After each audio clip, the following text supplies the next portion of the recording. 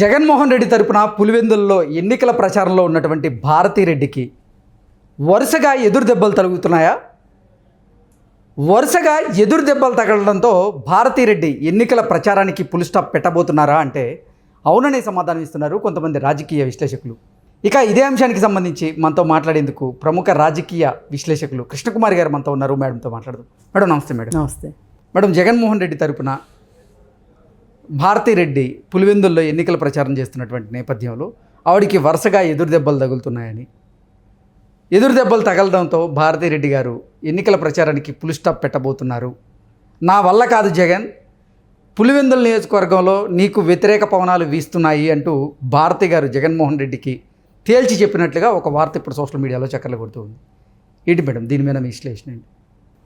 ఇప్పుడు భారతిరెడ్డి ప్రచారం చేస్తున్నారు. చాలామంది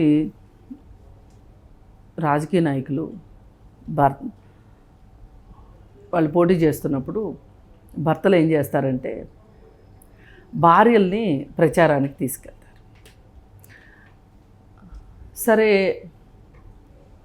చాలా చోట్ల పెద్ద ప్రతిష్టంభన ఉండదు భార్యలకి, కానీ ఈ జగన్మోహన్ రెడ్డి విషయంలో మటుకు చాలా భారీ ప్రతిష్టంభన ఎదురైంది. ఇప్పుడు జగన్మోహన్ రెడ్డి అనుకోండి, ఆయన ప్రచారం చేయడు, జనాల్లోకి రాడు, ప్రెస్లోకి రాడు, ఏదైనా ఫంక్షన్లకు కూడా చాలా అరుదుగా వెళ్తాడు. మరి ఏదైనా అడగాలి అనుకుంటే అందుబాటులో ఉన్నది ఎవరు? మామూలుగా ఆ లోకల్ లీడర్స్ ఉంటారు, ఆ లోకల్ ఎమ్మెల్యే ఉంటారు. ఆయన లోకల్ ఎమ్మెల్యే కానీ ఎప్పుడు ఆయన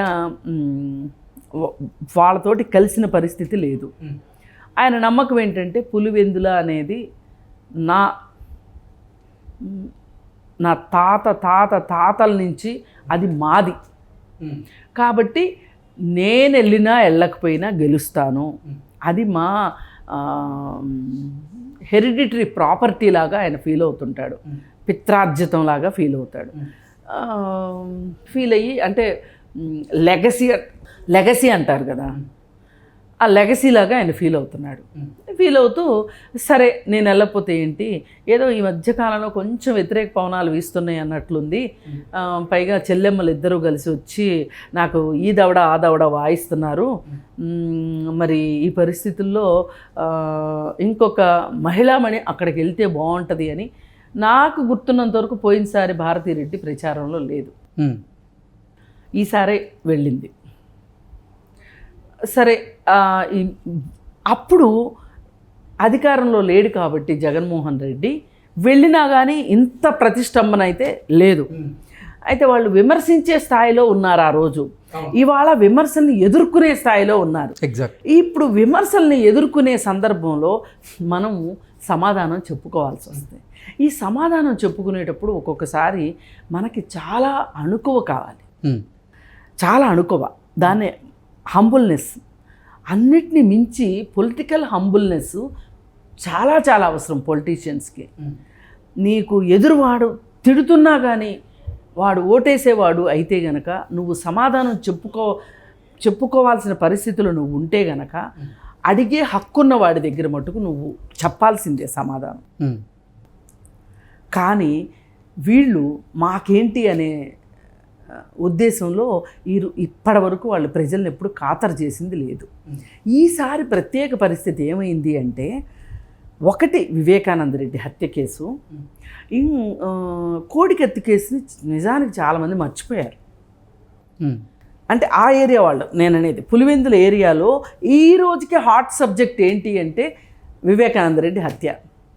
పైగా ప్రజలు ఎక్కడ మర్చిపోతారో అని చెప్పి ఈ అక్క చెల్లెళ్ళు ఇద్దరూ కలిసి అసలు ప్రజలు నిద్రపోతున్నా నిద్ర లేపి మరి చెవిలో చెప్తున్నారు వీళ్ళు. ఈ పరిస్థితుల్లో ఒక వాతావరణం వేడెక్కుంది అక్కడ. దానికి తోడు ఈ ల్యాండ్ టైటిలింగ్ యాక్ట్ ఒకటి.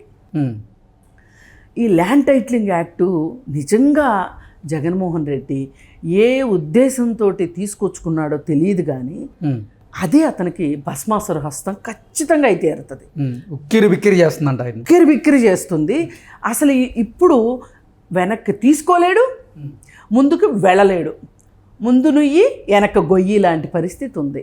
ఈ పరిస్థితుల్లో ఈ 2 విషయాలు, ఇప్పుడు ఈయన మద్యం పాలసీలో ఏం చేశాడు, ఇసుక పాలసీలో ఏం చేశాడు, ఎన్ని డబ్బులు సంపాదించుకున్నాడు, అసలు జగన్మోహన్ రెడ్డి డబ్బులు సంపాదించుకున్నాడు అన్న విషయం ఇవాళ అసలు టాపిక్కే కాదు. ఎందుకంటే అది కనుక టాపిక్కే అయ్యి ఉంటే అసలు అతను ముఖ్యమంత్రి అయ్యి ఉండేవాడు కాదు. అది టాపిక్ కాదు. ఇప్పుడు టాపిక్ అలా ఏంటి అంటే చింతనాయన్ని చంపిస్తాడా, లేదు అంటే చంపిన వాళ్ళని వెనకేసుకొస్తాడా, చంపేశాడు అతను అని అతని మీద ఎన్నో అభియోగాలు ఉంటే అతని ఛార్జ్ షీట్లో కూడా వేస్తే ఏది ఏమైనా చట్టం తన పని తాను చూసుకుంటుంది. ఛార్జ్ షీట్లో కూడా వేశారు అంటే ఇంకా నేను ఈ విషయం గురించి మాట్లాడడం మర్యాద కాదు, సభ్యత కాదు అని గనక జగన్మోహన్ రెడ్డి అని ఉంటే అది వేరుగుండేది. చిన్నపిల్లోడు, భవిష్యత్తున్నోడు, ఇలాంటి మాటలన్నీ మాట్లాడేసరికి అవినాష్ రెడ్డి ఎంత చిన్నపిల్లోడో, పాలు తాగే పిల్లోడా, డైపర్లు వేసుకునే పిల్లోడా అనేది ఆ ఊరి ప్రజలందరికీ తెలుసు కదా, ఆ ఏరియా ప్రజలందరికీ తెలుసు కదా. వాళ్ళు చేసిన దాష్టీకాలు ఏమీ చేయకుండానే ఇక్కడ దాకా వచ్చుంటారా వాళ్ళు? అన్నీ తెలిసిన వాళ్ళకి నువ్వు ఈ మాట చెప్పడం ఎంతవరకు కరెక్టు? చట్టం తన పని తాను చేసుకుపోతుందండి అనే మాట కనుక అనున్నట్లయితే అసలు ఇవాళ జగన్మోహన్ రెడ్డి ఇంత బాధపడాల్సిన అవసరం ఉండేది కాదు. సరే, అసలు ఈ 5 ఏళ్లలో జగన్మోహన్ రెడ్డి అధికారంలో ఉన్న ఈ 5 ఏళ్లలో మాకు ఒక్క పథకం రాలేదు అంటూ సావిత్రమ్మ భారతిరెడ్డిని నిలదీస్తే, భాస్కర్ రెడ్డి మాత్రం మాకు మా పూర్వీకుల నుంచి సంక్రమిస్తున్నటువంటి, అనువంశికంగా సంక్రమిస్తున్నటువంటి పట్టాదారు పాస్ పుస్తకాల మీద అసలు జగన్మోహన్ రెడ్డి బొమ్మ ఏంటి అంటూ ఆయన ప్రశ్నిస్తూ ఉంటే, మరొక కుటుంబం ఏమో అసలు జగన్మోహన్ రెడ్డికి ఓటు ఎందుకు వేయాలి, ఆయన వల్ల మాకు ఒరిగింది ఏంది, మా ఇంట్లో 5 ఓట్లు ఉన్నాయి, మేము వేసేదే లేదు అంటూ తేల్చి చెప్పారు. ఇలా 10 ఇళ్ళకి 8 ఇళ్లలో ప్రతిఘటన ఎదురవుతుండటంతో భారతిరెడ్డి ఇప్పుడు ఈ ప్రశ్నలన్నిటికీ అనుకోకుండా ఆమె సమాధానం చెప్పాల్సిన పరిస్థితి వచ్చింది. ఎందుకంటే జనం దగ్గరికి ఆమె వెళ్ళింది కాబట్టి ఆమెనే అడుగుతారు. అడిగితే ఇప్పుడు ఆమె సమాధానం చెప్పగా ఆమె దగ్గర సమాధానాలు లేవు.